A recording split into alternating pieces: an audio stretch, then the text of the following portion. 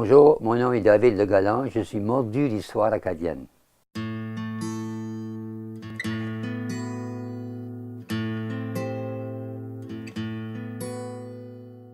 Cette histoire d'être acadien et d'épouser l'acadianité, pour moi, ça a commencé de façon assez émotionnelle. J'étais en France quand j'étais étudiant là-bas quelques années passées. Puis là, soudain, je me suis trouvé dans une casemate, dans une poudrière, si vous voulez. Il y a une dame qui s'est mise à chanter l'Ave Marie Stella. Alors, c'est à ce temps-là que j'ai réalisé que, c'est ce moment-là, un moment fort pour moi, que j'ai réalisé qu'être acadien, c'est quelque chose tout de même.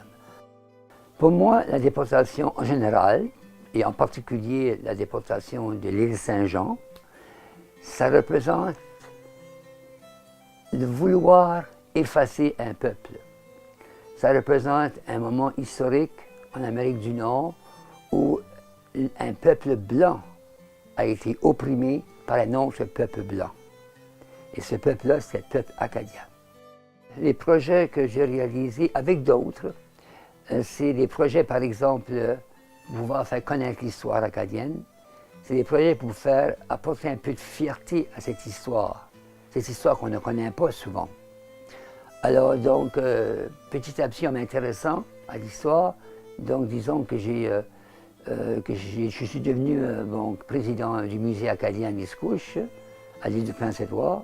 Et là, j'étais président plusieurs années. Un autre projet donc, auquel je me suis intéressé, c'était être président d'un comité historique, qui s'appelle le comité historique Saint-Antonin-des-Roches. Et il y a beaucoup de choses qui sont faites. Et par contre, c'est moi avec d'autres, comme Francis Blanchard par exemple, on a voulu, donc, si vous voulez, on a voulu reprendre une revue qui avait été entamée longtemps passée, une revue qui s'appelait La Petite Souvenance. Alors cette revue ici, la voilà, La Petite Souvenance.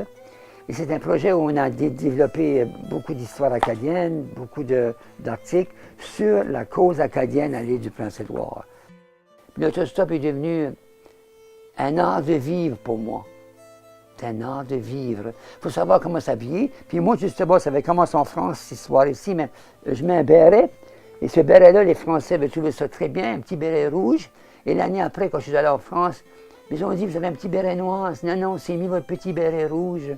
Et depuis ce temps-là, j'ai un béret rouge. J'ai reçu des cadeaux comme ça à 2 ou 3 reprises qui viennent de la France. Même un cadeau que j'ai eu du Maroc, un petit béret rouge. Alors disons que le béret rouge est devenu un peu ma marque, si vous voulez, OK? Puis donc les gens me disent, ben, on vous a appelé parce que vous aviez un béret rouge, ça paraissait pas dangereux.